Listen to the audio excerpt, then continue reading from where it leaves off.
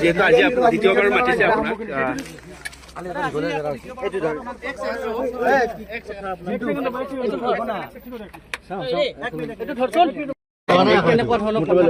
আপোনালোকে সোধা প্ৰতিটো প্ৰশ্ন ৰাইজৰ প্ৰতিটো প্ৰশ্নই আমাৰ প্ৰশাসনে আমাক সুধি আছে।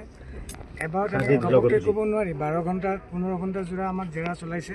আজি আকৌ মাতিছে, আমি আকৌ সহযোগ কৰিবলৈ আহিছোঁ। গোটেইকেইজনক যিকেইজনক মাতিছে আৰু নিৰ্দিষ্ট কাললৈকে মোৰ জীৱনৰ শেষ মুহূৰ্তলৈকে মোক যিমানবাৰ মাতিব, যেনেকৈ মাতিব, যি কাৰ্যতে মাতিব, মই তেওঁলোকক পূৰ্ণ সহযোগিতা জনাম বুলি প্ৰতিশ্ৰুতি দিছোঁ।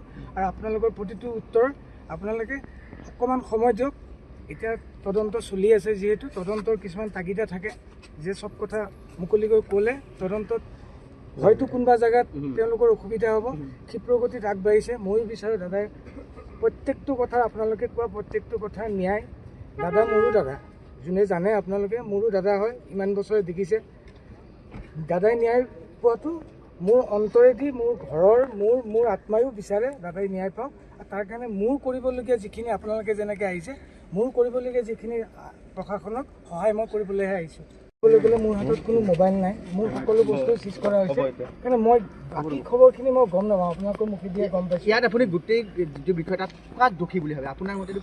মই সেইটো ক'ব নোৱাৰিম। আপুনি প্ৰত্যক্ষদৰ্শী হিচাপে কি ভাবে গোটেই বিষয়টো? আপুনি আছিলে ন? আপোনালোকে গোটেই ভিডিঅ'খিনি দেখা পাইছে, আপোনালোকেও বিচাৰ কৰক নিজে। আৰু প্ৰশাসনে তদন্ত কৰি আছে, তেওঁলোকে বিচাৰ কৰি আপোনালোকক এটা ভাল আপোনালোকক উচিত তদন্ত কৰি এটা খবৰ দিবই নিশ্চয়। মোক প্লিজ। দাদাই ন্যায়ৰ বাবে বৌৱে খালি এফআইআৰ দিছে, আপুনি ভাল পাইছেনে?